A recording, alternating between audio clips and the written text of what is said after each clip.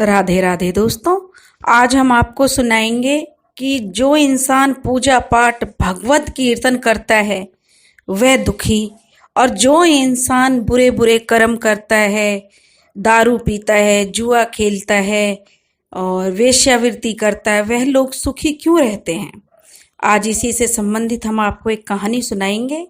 अगर आपको हमारी कहानी पसंद आए तो प्लीज़ हमारे चैनल को लाइक करें, सब्सक्राइब करें और शेयर करें। एक गांव था। उस गांव में दो पड़ोसी थे। दोनों आपस में मित्र थे।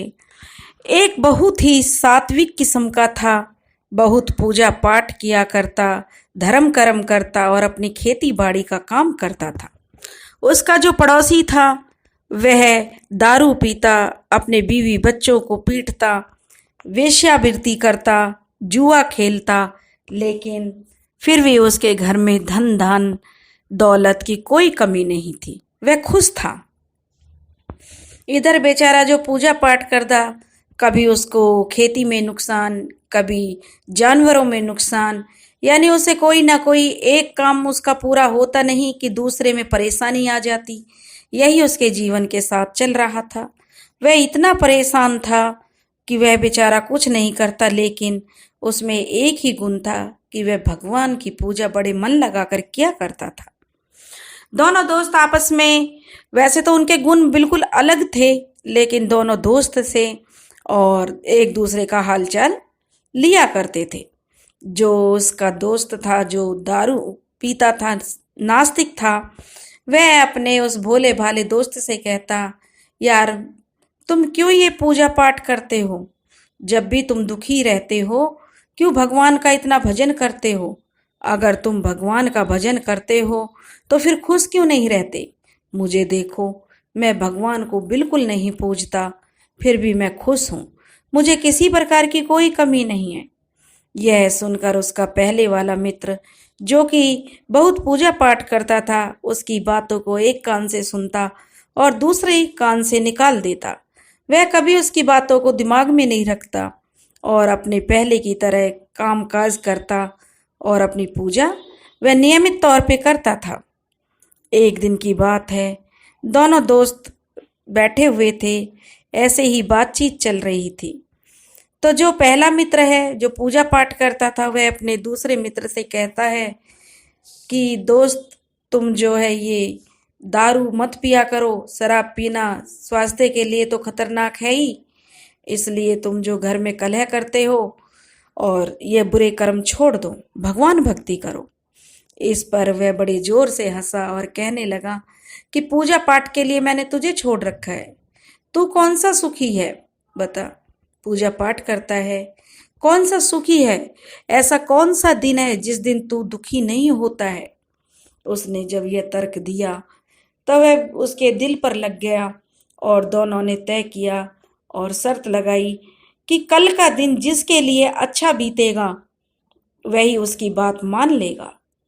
यानी अगर जो आस्तिक था, भगवान की पूजा करता था, कल उसे किसी प्रकार का कोई दुख नहीं हुआ, और जो दारू पीता था, बुरे व्यवहार करता था, उसके साथ कुछ बुरा हुआ तो वह पूजा पाठ करनी शुरू कर देगा।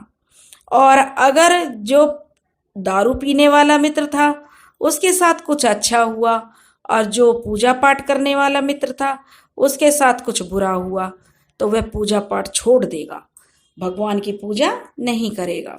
दोनों मित्रों ने यह तय कर लिया। उसके बाद अपने अपने घर को चले गए। अगले दिन सुबह जो भगवान की पूजा करने वाला मित्र था, वह तो अपने नहा धो के, अपने काम करके, भगवान का नाम लेके, अपना काम जैसे ही हुआ काम करके अपना मंदिर चला गया। भगवान का पूजा रटने लगा, पूजा करने लगा, क्योंकि बिना पूजे करे हुए तो उसको मन ही नहीं लगता था। वह खूब भगवान से प्रार्थना करता। और इधर जो उसका दूसरा मित्र था, वह तो अपना चला गया शराब के ठेके पर। वहां जाकर उसने जमकर शराब पी। उसके बाद वह जुआ खेला। उस दिन उसके जुए में भी जीत हुई। उसके बाद उसने वेश्यावृत्ति की, और जब वह शाम को घर चला आ रहा था तो रास्ते में उसे एक सोने का सिक्का पड़ा हुआ मिला, जिससे वह बहुत खुश था और खुशी खुशी अपने घर को आ गया। अब जो बेचारा भोला भाला मित्र था, भगवान की पूजा करने के बाद अपना भगवान से प्रार्थना की, मन लगा ध्यान लगाया भगवान में, और जब उसकी पूजा समाप्त हुई तो वह मंदिर से सीधा अपने घर के लिए चला। जब वह अपने घर के लिए चला तो घर चलते समय रास्ते में उसको एक कील पड़ी हुई थी। रास्ते में वह लोहे की कील थी, उसके पैर में चुभ गई। कील चुभने से उसके पैर में काफी दर्द हुआ और जख्म भी गहरा हो गया। अब वह बेचारा कुछ तो दुखी था कि सुबह उसकी गाय ने भी दूध नहीं दिया था, और खेतों में भी जो है फसल, जो बारिश हो रही थी जिससे पकी हुई फसल खड़ी हुई थी, जिससे कि मौसम खराब हो गया और ओलावृष्टि होने के कारण उसकी फसल भी नष्ट हो गई। आज वह बहुत दुखी था, दुखी मन से घर जा रहा था। एक तो मन दुखी था, ऊपर से उसको जख्म भी लग गया, चोट लग गई। इससे वह बहुत ज्यादा विचलित हो रहा था। जब वह घर पहुंचा तो शाम को फिर दूसरा मित्र उसके पास आया और कहने लगा, मित्र आज मैं तो बड़ा प्रसन्न हूँ। देखो आज सुबह मैं दारू के ठेके पर गया, जम के दारू पी, उसके बाद मैंने जुआ खेला और देखो मैंने जुआ में काफी पैसा कमाया है। मेरे घर में हर सुख सुविधा है, हर तरह से मेरे घर में सब खुश हैं। और जब मैं घर के लिए लौट रहा था तो मुझे रास्ते में एक सोने की सिक्का पड़ा हुआ मिला। तो दोस्त मेरा तो आज दिन बन गया। उधर वह बेचारा भोला भाला मित्र क्या कहता।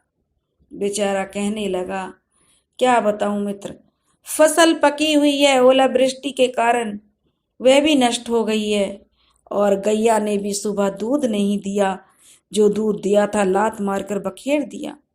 बच्चे भी भूखे प्यासे हैं। और जब मैं मंदिर से पूजा कर कर लौट रहा था तो रास्ते में एक कील पड़ी हुई थी जो मेरे पैर में चुभ गई। अब दोनों ने जो बात तय की थी, तो दोनों ने तय किया कि अब जो पहला दूसरा मित्र था जो पूजा पाठ नहीं करता था, वह कहने लगा तो आज का दिन मेरा अच्छा गया, इसलिए अब तुम्हें मेरी बात माननी होगी और ये पूजा पाठ छोड़ देनी होगी। तब वह बेचारा भोला भाला जो भगवान का भक्त था कहने लगा कि इतनी जल्दी निर्णय नहीं ले सकता, इसका निर्णय हम कल करेंगे। दोनों अपने अपने घर को चले गए। रात हो गई तो जब वह जो लड़का था, जो पहला के मित्र था, वह रात को सो गया और वह यही सोच रहा था कि आखिर उसके साथ इतना बुरा क्यों होता है। आखिर अगर मेरी पूजा भक्ति सच्ची है तो मुझे इसका कोई उपाय बताएं कि मेरे साथ बुरा क्यों होता है, और जो मेरा दोस्त है इतना दुराचारी है, इतने बुरे बुरे कर्म करता है, उसके साथ अच्छा क्यों होता है। क्या जो बुरे कर्म करता है उसके साथ ही अच्छा होता है, अच्छे कर्म करने वाले के साथ अच्छा नहीं होता। अब जब वह सुबह उठा तो अभी उसके सपने में दिखाई दिया कि एक तपस्वी जो वन में तपस्या कर रहे हैं और वे भविष्य तक का बता सकते हैं, बहुत ज्ञानी तपस्वी हैं, बहुत जानकार हैं। जब उसे यह पता चला तो वह अपने उस शराबी मित्र के पास गया और उससे कहने लगा, आज इस बात का निर्णय हो जाएगा, चलो आज हम वन में चलते हैं, वहाँ एक बहुत ही ज्ञानी तपस्वी हैं, उनसे हम अपनी बात पूछेंगे। दोनों मित्र घर से चल दिए और चलते चलते काफी जंगल के अंदर पहुंच गए। जब वह काफी अंदर चले गए तो उन्हें वहां पर एक तालाब के किनारे एक कुटिया बनी हुई थी और एक बड़ और पीपल का वृक्ष था जो काफी घना था। उसके नीचे एक चबूतरा बना हुआ था। उस चबूतरे पर एक महात्मा बैठे हुए अपनी तपस्या में लीन थे। जब दोनों मित्र उनके पास पहुंचे और उन्होंने हाथ जोड़कर उस तपस्वी को प्रणाम किया, जो पहला मित्र था उसने तो हाथ जोड़कर प्रणाम किया, लेकिन जो दूसरा मित्र था वो एक साइड खड़ा रहा। तब उन महात्मा ने अपनी आंखें खोली और उन्हें देखकर मुस्कुराए और बोले, बताओ पुत्र, तुम्हें क्या पूछना है। तब वह जो पहला मित्र था वह कहने लगा कि हे मुनिवर, मैंने आपका बहुत नाम सुना है, हमारे मन में एक शंका है, हम उसी का निवारण चाहते हैं। अगर आप हमें सही रास्ता दिखा दो और हमारी शंका का निवारण कर दो, तो आपकी बड़ी कृपा होगी। मुनिवर ने उन्हें बैठने के लिए कहा और अंदर झोपड़ी में गए। जो उन्होंने अपनी झोपड़ी बना रखी थी उसमें से कुछ कंदमूल लेकर आए और उन कंदमूलों को उन्हें खाने के लिए दिया। अब दोनों मित्र बैठे हुए थे। महात्मा जी अपना ध्यान लगाया और कहने लगे कि पूछो, क्या पूछना है। तब पहला मित्र कहने लगा, प्रभु मुझे यह बताइए कि जो लोग अच्छा करते हैं, भगवत भक्ति करते हैं, उनके साथ ही बुरा क्यों होता है। जो लोग अत्याचारी हैं, दुराचारी हैं, बुरा कर्म करते हैं और बुरे काम करके धन इकट्ठा करते हैं, उनके साथ अच्छा क्यों होता है। तब वे महात्मा कहने लगे, पुत्र तुम बड़े भोले हो। तुम पूजा पाठ करने वाला व्यक्ति कभी दुखी नहीं होता। भगवत पूजन करने वाले के ऊपर तो हमेशा भगवान की कृपा होती है। किसने बोला कि वह बहुत दुखी रहता है। तब वह कहने लगा, महाराज यह मेरा मित्र है और हम दोनों ये कभी भगवान का नाम नहीं लेता, शराब पीता है, दारू पीकर घर में कलेश करता है और जो जुआ खेलता है, मतलब हर बुरे कर्म यह करता है, तब भी यह अपनी जिंदगी में बहुत खुश है। और मेरे अंदर कोई भी गलत कार्य मैं नहीं करता, कोई भी अवगुण नहीं है। अपने घर में अपनी बीवी को बहुत इज्जत देता हूँ, बेटी को भी बहुत सम्मान देता हूँ और पूजा पाठ करता हूँ, अपनी खेती बाड़ी करता हूँ, लेकिन मैं फिर भी निर्धन हूँ और पग पग पर मुझे जो कष्टों का सामना करना पड़ता है। अभी की बात है, हम दोनों मित्रों ने आपस में सलाह की थी कि जिसका दिन ज़्यादा अच्छा बीतेगा वह उसकी बात मानेगा। मैंने अपने मित्र की बात मानी। मैं तो रोज की तरह सुबह पूजा पाठ करके मंदिर गया, सच्चे दिल से भगवान को याद किया और जब मैं लौट रहा था तो मुझे कील चुभ गई। और उधर मेरा यह मित्र है जो सुबह ही दारू के ठेके पर पहुंच गया, खूब दारू पी है, जुआ खेला है, वेश्यावृत्ति की है, 2 नंबर से बुरे कर्म करके यह पैसे कमाता है। फिर भी चलते समय इसको रास्ते में सोने की मोहर मिली। तो इसका क्या कारण है। यह बुरा कर्म करता है तब भी सुखी और मैं अच्छे कर्म करता हूं तब भी दुखी। तब महात्मा जी मुस्कुराए और कहने लगे, पुत्र यह सब पूर्व जन्म के कर्मों के कारण होता है। पूर्व जन्म में जो तुम्हारा यह शराबी मित्र है, यह एक बहुत ही महान तपस्वी था। इसने बहुत पूजा पाठ किया, इसने अच्छे कर्म किए, बहुत भगवत भक्ति की, लेकिन अंत समय में यह एक दुराचारी व्यक्ति की संगत में पड़ गया, जिसके कारण इसने अपने किए हुए कर्म, जो भी जिंदगी में इसने पुण्य कमाए थे, उसके कारण नष्ट कर दिए। जब इसका अंत समय आया तो यह एक अपने पुण्य के कारण मनुष्य योनि में तो इसने जन्म लिया, लेकिन जो इसके साथ सुख हो रहे हैं वह सब इसके पुण्य कर्म का फल है, क्योंकि इसने पुण्य कर्म किए थे। जब तक इसका पुण्य है इसके तब तक इसके साथ अच्छा ही होगा। जिस दिन इसने पिछले जन्म में इतना अच्छे कर्म किए थे कि उसके हिसाब से तो इसको अब राजा बन जाना चाहिए था उस तरह, लेकिन जिस दिन यह दारू पीकर जुआ खेलकर घर लौट रहा था, उस दिन इसे सिर्फ एक सोने की मोहर मिली। इसको उसी से ही संतोष करना पड़ा, क्योंकि अब इसके कर्म इतने बुरे हैं। जब ये मरा था तो इसने बुरे कर्म किए अंत समय में, जिसके कारण यह राजा बनने से रह गया। इसी कारण इसको एक मोहर से संतोष करना पड़ा, नहीं तो इसके कर्म में तो राजा बनना लिखा था। यह आज एक राजा होता। और पुत्र तुम पिछले जन्म में बहुत ही दुराचारी थे, बहुत ही बुरे कर्म करते थे, कोई भी पुण्य का काम तुमने नहीं किया, बहुत पाप किए। लेकिन जब तुम्हारा अंत समय आया तो तुम एक अच्छे व्यक्ति के संपर्क में आए, जिसके कारण उसकी थोड़ी बहुत पूजा पाठ तुमने सीख ली, उसी के कारण तुम्हारा जन्म मनुष्य योनि में हुआ। और जो अब तुम दुख पा रहे हो वे तुम्हारे पूर्व जन्म के कर्म हैं।